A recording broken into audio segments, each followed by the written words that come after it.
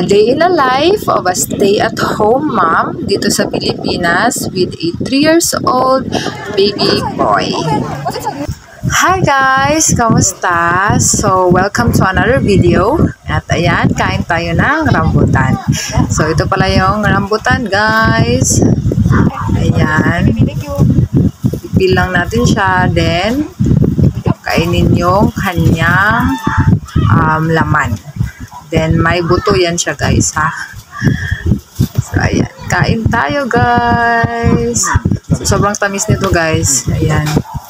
So, hindi ko pinapakain ito si Tres kasi baka malunok niya yung buto or even yung buong prutas. So, iwas-iwas na lang sa aksidente. So, ayan. Second rambutan.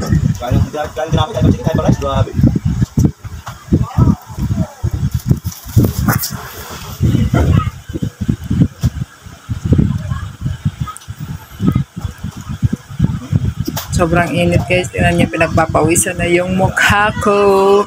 Then after that guys is nagtuhog ako ng barbecue. So ito pala yung pangkabuhayan nila mama dito sa Manila. Yan.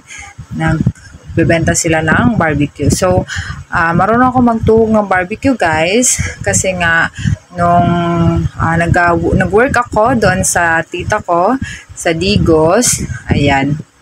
Nagtutuhog ako ng barbecue doon before pumasok ng work. So, sa National Hospital ako dati, pumapasok. Then, pag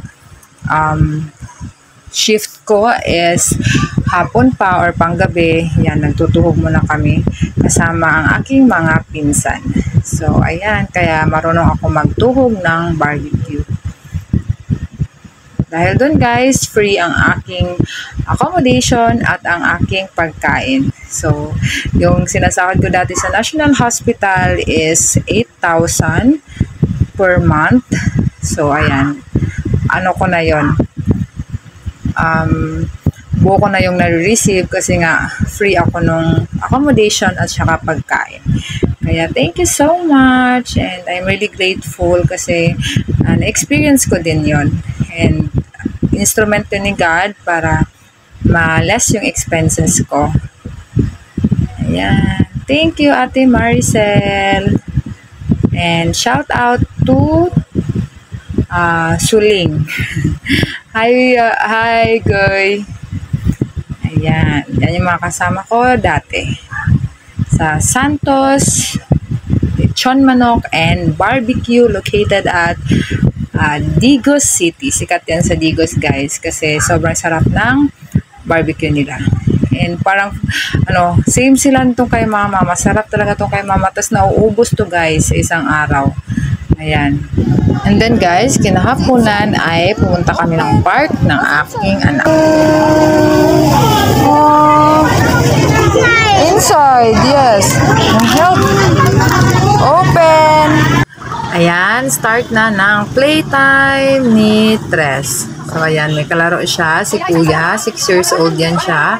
Ayan, dito kami sa May Usano Park. So, ito lang yung park na malapit dito sa amin, guys. At malalakad lang from bahay. So, ayan, dito kami pupunta pag hapon na. Kasi nga, minsan pag sa bahay, nabuboring na siya. At saka, telepono lang ng telepono. So, ayan, kaya ako siya nilalakad at saka dinadala dito sa park. And ang struggle naman dito guys is ayaw niyang umuwi kahit gabi na. Sobra ayaw niyang umuwi guys hanggang sa may ka-playmate pa siya. Magtuloy-tuloy yung paglalaro nila. Ang nilalaro lang naman nila guys is takbo-takbuhan yan, habul-habulan. Ganyan lang yung ginagawa nila dyan sa park na yan. Kasi nga walang slides, walang seesaw, yan. Ano lang siya, plain lang siya nga, open space. And then, ako naman, binabantayan ko lang siya kasi nga, both sides, as you can see, highway yan guys. Dumadaan yung mga truck, yung mga motor, yung mga sasakyan. So, ayan. Kasi, pwede silang pumunta sa gilid at saka dumiretso sa kalsada. So, ano din siya, kailangan din talaga na bantayan yung mga bata. So, ayan.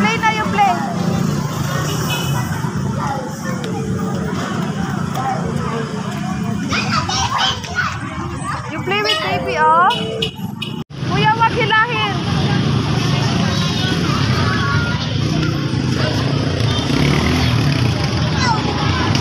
Kuya, wag hilahin ha. Ay, slipper. Kuya, wag hilahin ha. Huwag hilahin, huwag hilahin. Oh, slow down lang, slow down. Oh, slow down lang, slow down. Okay?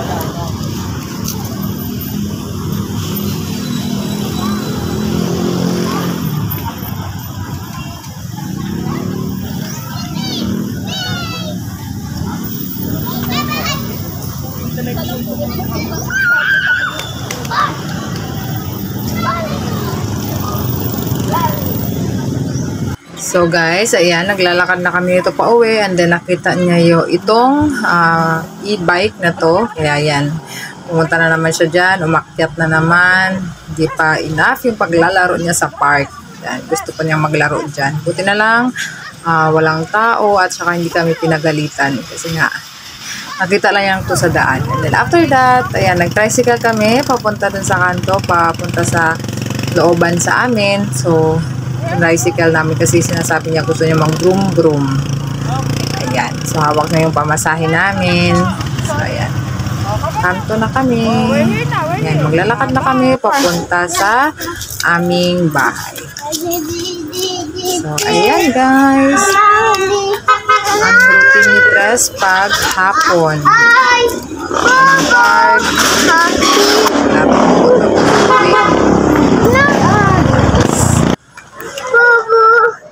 Happy cookie run on I sorry the was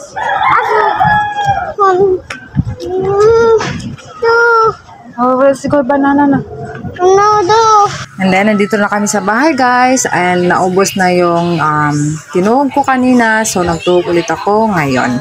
Then, after that, ayan, playtime muna kay Tres. So, yun lang guys for today's video. Salamat sa inyong panonood. See you on my next one. Don't forget to follow. God bless.